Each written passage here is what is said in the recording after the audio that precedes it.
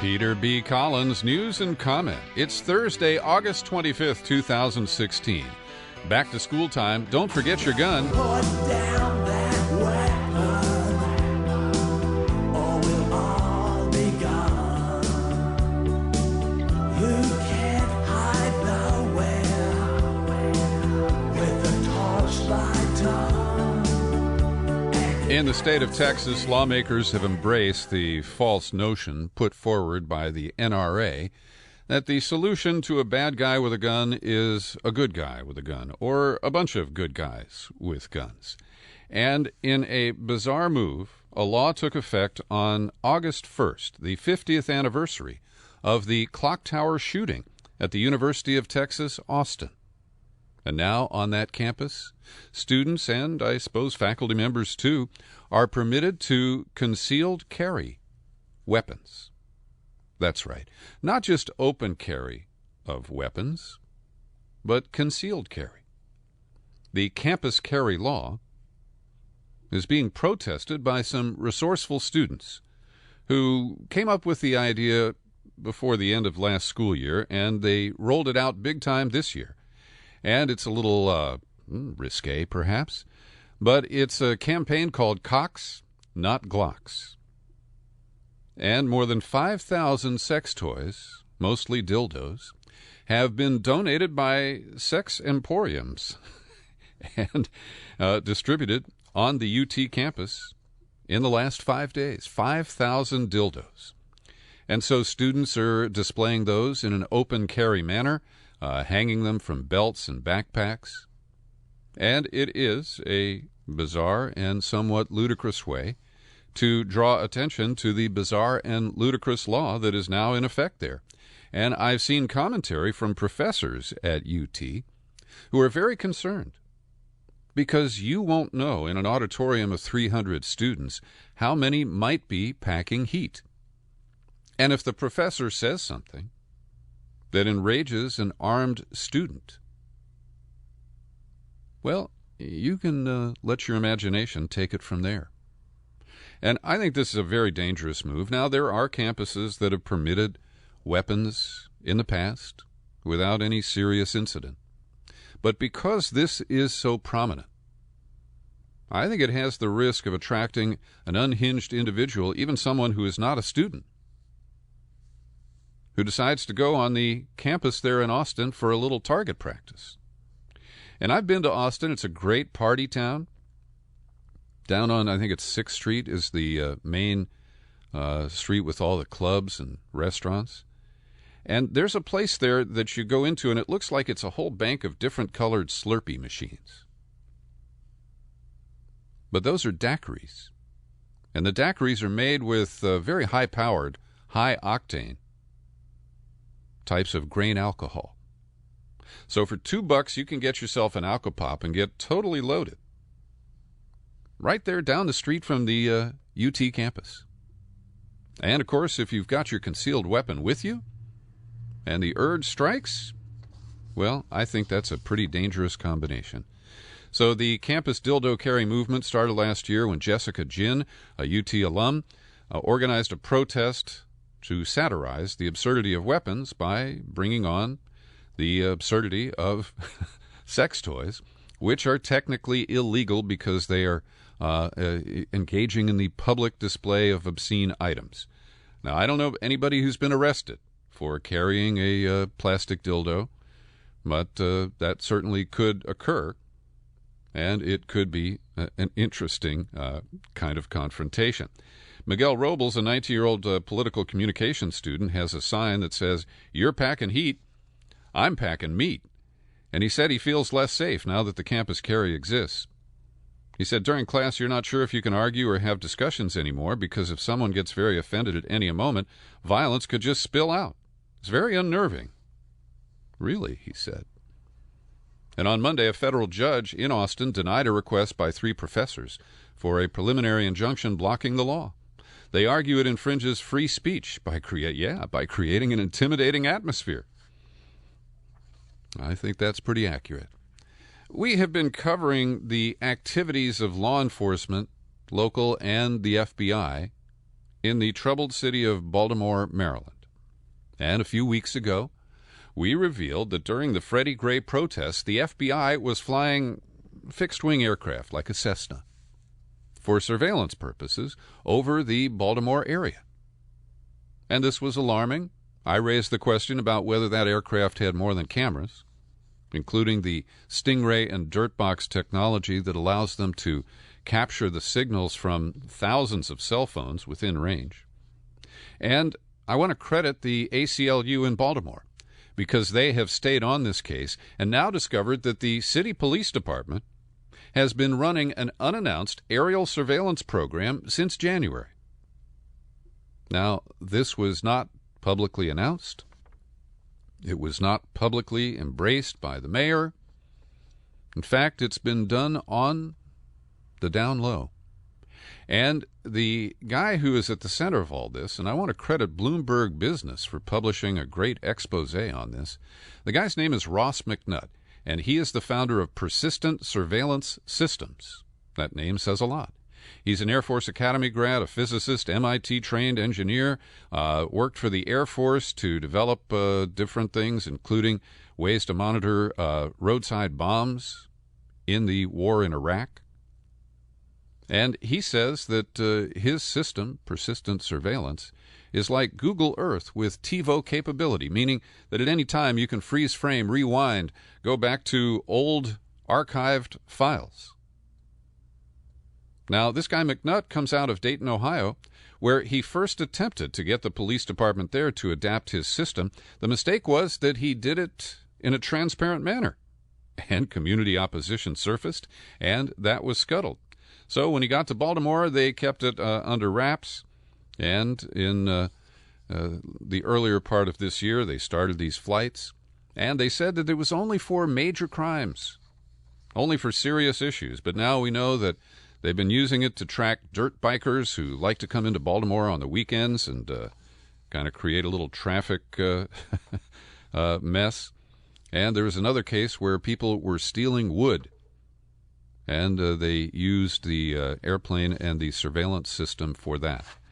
So when we look at the details, there's a statement that came from Jay Stanley at the ACLU, who has actually met with Ross McNutt and gotten a presentation on the system.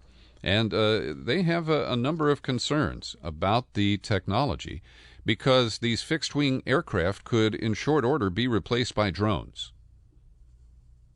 And we're not aware, I'm not denying that it occurs, but we're not aware of any active use of drones on a regular basis over the homeland, as they call it, of the United States.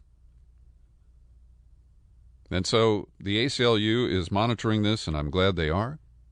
We need to create as much noise as possible and push back against this kind of pervasive and invasive Big Brother surveillance. And I hope you will raise a fuss with your local elected officials. Go ahead and ask your sheriff if he or she has used a Stingray. Don't ask them if they have one, because they could borrow one from Homeland Security. I learned that. But I've asked all my local officials about what kind of hardware and military toys that they have acquired in the recent years, and I encourage you to do the same in your own backyard. Well, the howls have reached epic proportions here over the price hikes for the EpiPen. Now, I'm not the only one. I've got a nephew. His name's Aaron. He's got the peanut allergy. He carries an EpiPen at all times. I've been trained on how to help him if he goes into a seizure. And the EpiPen used to cost $100 for a pair of them. And now a 2-pack is $600 or more. And this is the kind of predatory behavior by drug companies that we're seeing become more common in this country. And what is really bizarre here is that the CEO of Mylan, the company that has a corner on the market, I think they have more than 80% of the EpiPen market. Her name is Heather Bresch, and she is the daughter of West Virginia's alleged Democratic Senator Joe Manchin. Now, I'm not blaming Joe Manchin for having a daughter. And I'm not saying that he somehow colluded with her to jack up the price by 542%. And the company profits and her salary went up exponentially as well. But it seems like Senator Joe ought to have a talk with his daughter and say, you know, honey, this kind of obscene profiteering isn't good for you, it's not good for the country, and it's not good for Joe Manchin's career in the U.S. Senate. And the bizarre moves by Milan and this woman Bresch. She blames insurance companies for shifting costs of patients. And Milan has announced that it's going to give away some freebies and some coupons to cut the costs for certain people. But then they changed the terms of who qualifies for a coupon, and we'll get to that in a minute. And so Bresch is blaming insurance companies for shifting costs to patients. But the real bottom line here is that the reason our health insurance rates keep going up is because of the price escalation on drugs like the EpiPen. So now here are the terms. They're going to issue $300 coupons. But Milan has changed the policy. It used to be a family of four earning below $48,000 qualified for free EpiPens. But the new threshold is double that, $97,000. So, this is just bizarre. And it is something that we need to really see some action on. Sarah Jessica Parker, the actress from Sex and the City, had an endorsement deal with Milan, and she has dropped them. Maybe they'll pick up Ryan Lochte. He's available.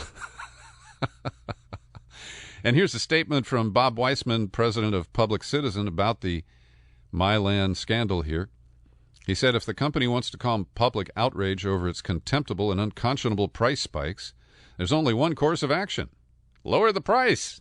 Hey, that's really very obvious.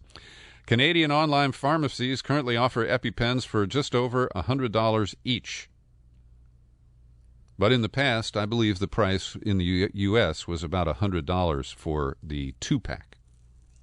And Public Citizen points out that this discount program will do nothing to alleviate the ripoff of the healthcare system for which we all pay as consumers and taxpayers. And that means that the gouging on this is going to allow Heather Bresch to pocket more money. Here in California, voters will have the option of passing a ballot measure in November, Prop 61, called the California Drug Price Relief Act. And it's fairly simple. It would change state law to require state agencies that buy medications to pay no more than the prices negotiated by the U.S. Department of Veterans Affairs.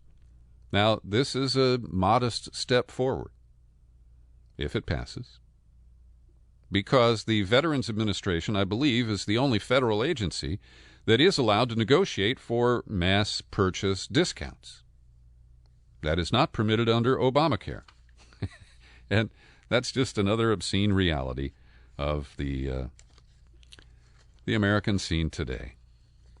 Now, I want to compare two articles for you here, and I have linked to them in the show file for today's podcast. They are about the same story, the same issue, but they have very different perspectives and bottom lines. First, to the New York Times. Headline reads, Democrats' weak bench undermines hope of taking back Senate. And the article says Democrats find themselves hobbled by less than stellar candidates in races that could make the difference in winning a majority. And they go to Pennsylvania first, where Katie McGinty, a relatively unknown former federal official who has never held elective office, somehow rallied the party establishment to defeat Joe Sestak, a pretty bright guy, a Navy man who's against expanding wars, a guy who I have a great deal of respect for, and he lost big to McGinty in the primary. But they don't expect that she is going to prevail over Pat Toomey. Then we've got, let me just read this. Several high-profile Democrats turned down the chance to challenge North Carolina Senator Richard Burr before they settled on a civil liberties lawyer, Deborah Ross, not necessarily a good fit there. Catherine Masto, the Democrat and former state attorney general running for the open seat in Nevada, that's Harry Reid's seat, has failed to catch fire. To try to beat Chuck Grassley, the 82-year-old in Iowa, Democrats recruited 72-year-old Patty Judge.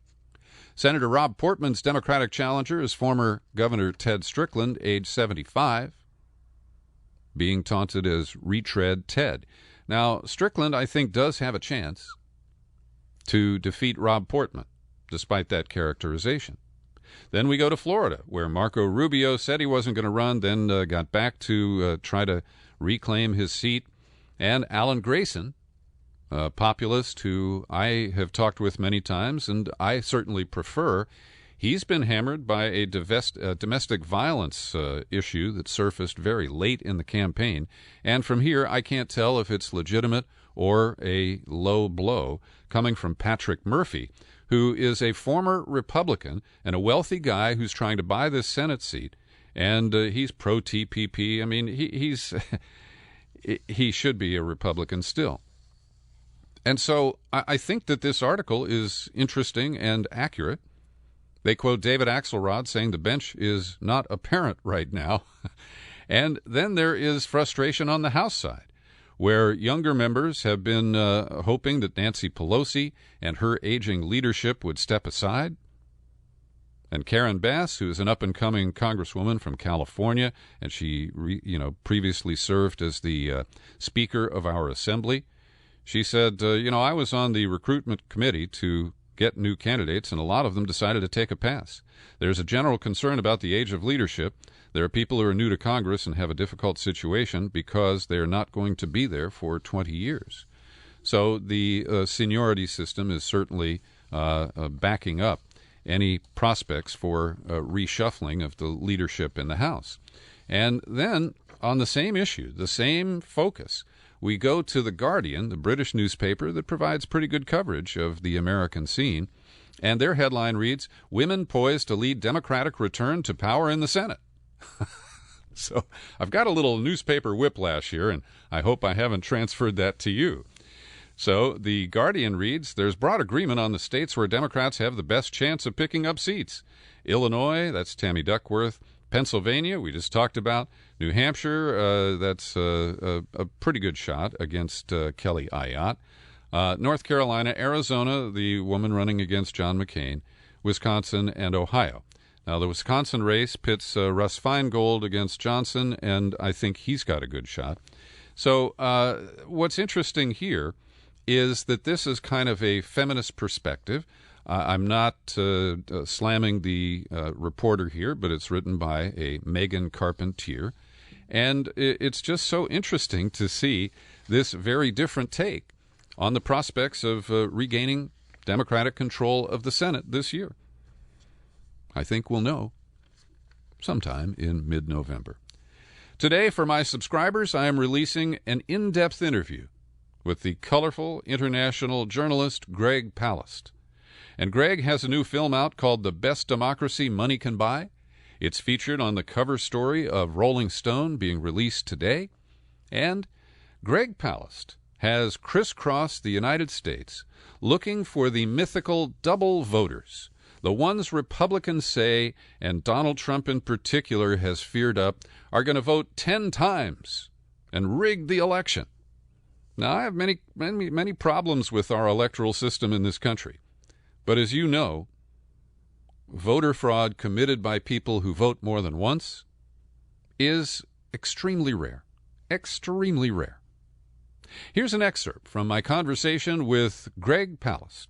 It's an old con, it's an old game, and we expose it with a great deal of humor and then sometimes some heartbreaking stories in there. I hope that you found a little humor and enjoyment in it.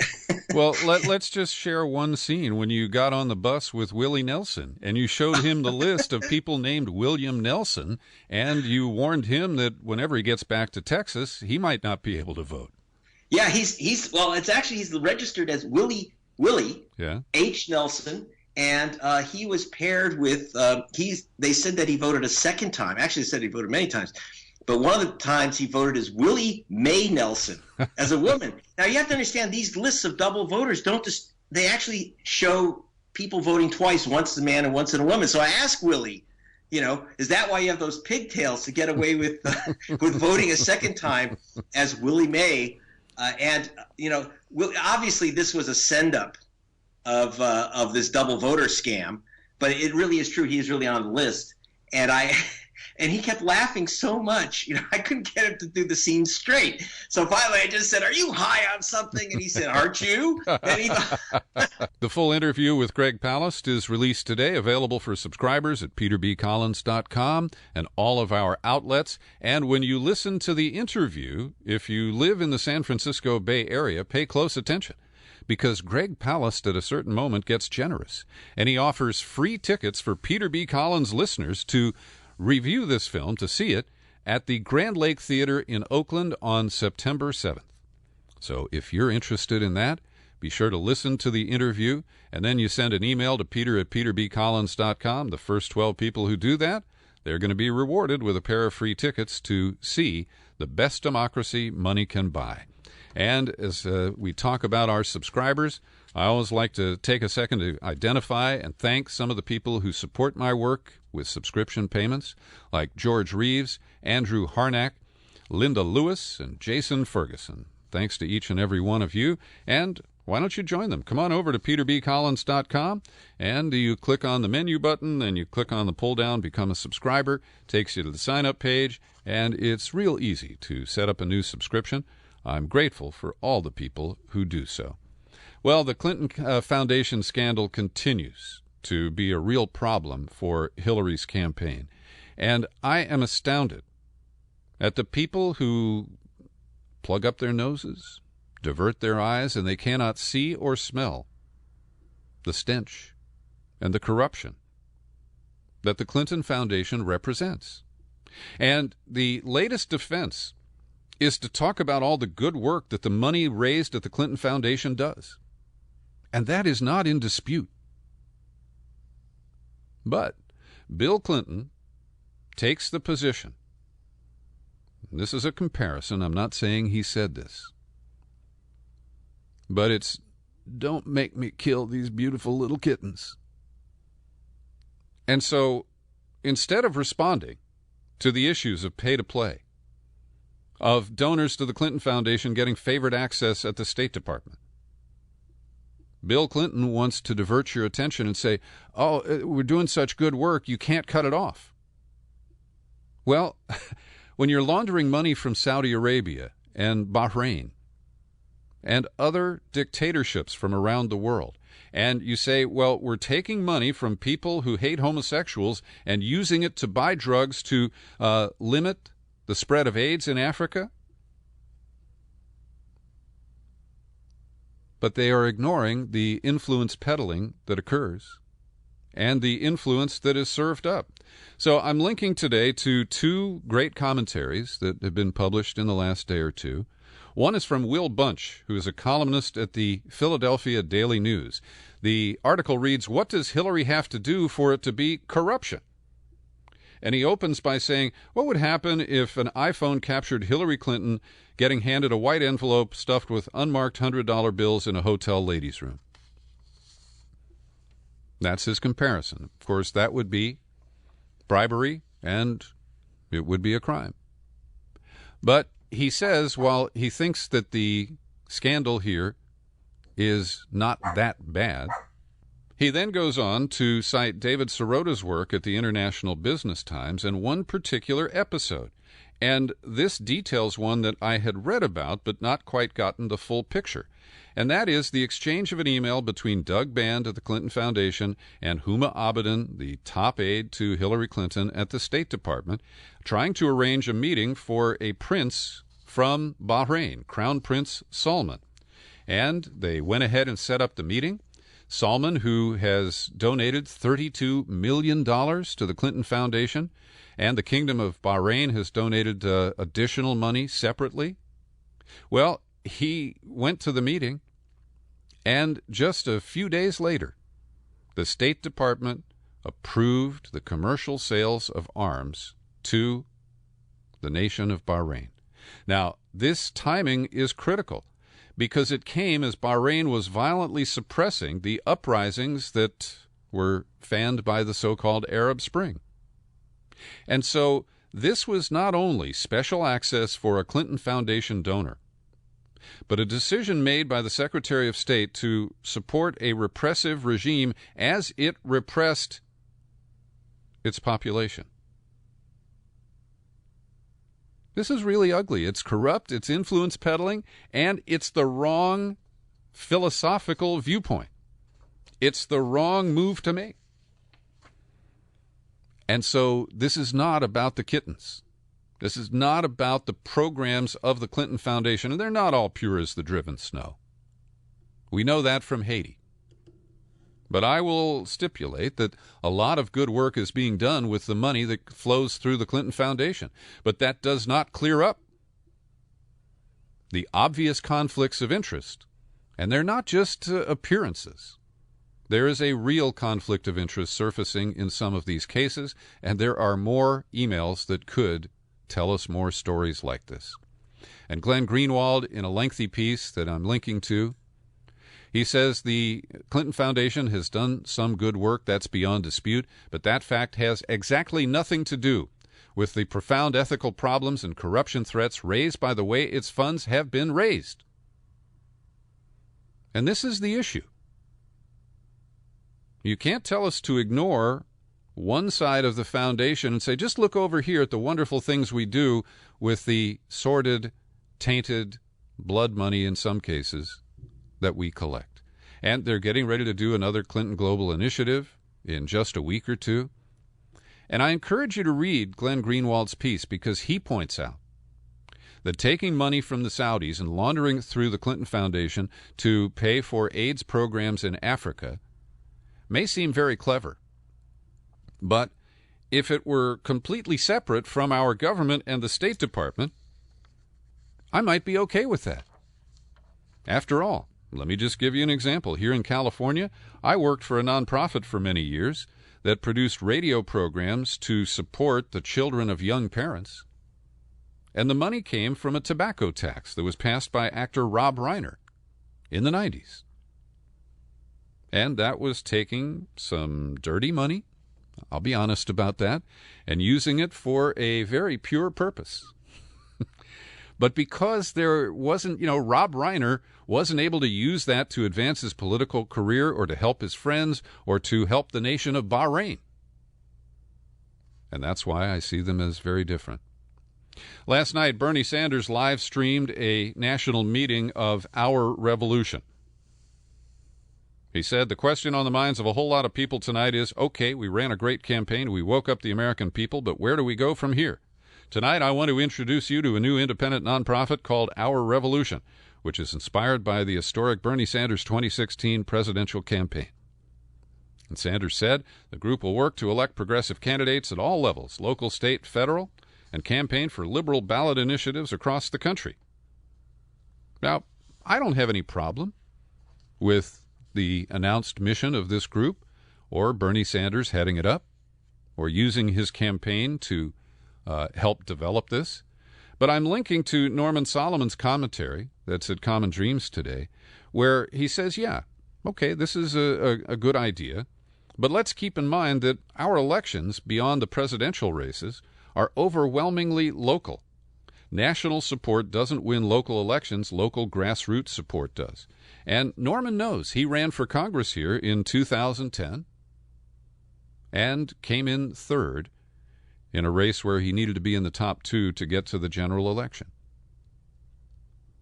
And he also goes on to note that the structure using a 501c4 doesn't allow the Our Revolution nonprofit to run campaigns. It'll raise funds and pass them out. But they can't coordinate with those campaigns, and that is a drawback. That, of course, if they follow the rules that no other political campaign does. But in his close, Norman Solomon makes a very important point. He says, throughout Our Revolution's live stream, war went unmentioned. So did Pentagon spending. So did corporate profiteering from the massive U.S. military budget. And he reprises a main critique of Bernie Sanders, that his campaign never really went deep on critical foreign policy issues. Well, Israel has investigated itself, and you'll be happy to hear that Israel has cleared itself of wrongdoing in a couple of cases related to the 2014 assault on Gaza. They closed their investigation into the airstrike that had involved a motorcycle. They hit the motorcycle with 3 passengers from the air, but as the missile was tracking to the motorcycle, it proceeded past a school. And the explosion there at that UN school where civilians were sheltering raised outrage across the globe. But Israel says, don't worry, we've investigated, and everything was done properly. It was the fault of the people on the motorcycle who turned toward the school, and therefore we're not responsible. Another case that was closed involved an Israeli strike on a building in a refugee camp that killed at least 6 members of a family. Israel concluded the strike was justified and legal. And so this is the nation that Hillary Clinton supports wholeheartedly without any reservation. And they will continue killing with U.S. blessing. Over at Slate, Ben Norton reports that a prominent member of an Israeli think tank is making the case that we don't want to completely destroy the Islamic State because it's a useful tool against Iran, Hezbollah, and Syria from the perspective of Israel. Now, the director of this think tank is Ephraim Inbar, and he published on August 2nd a paper called The Destruction of Islamic State is a Strategic Mistake. He said the West should seek the further weakening of Islamic State, but not its destruction. A weak IS is counterintuitively preferable to a destroyed IS. Thanks for listening to my news and comment podcast today. If you're not a friend on Facebook, make a friend out of Peter B. Collins' show and you'll get more information. Happy trails to you until we meet again. Happy trails.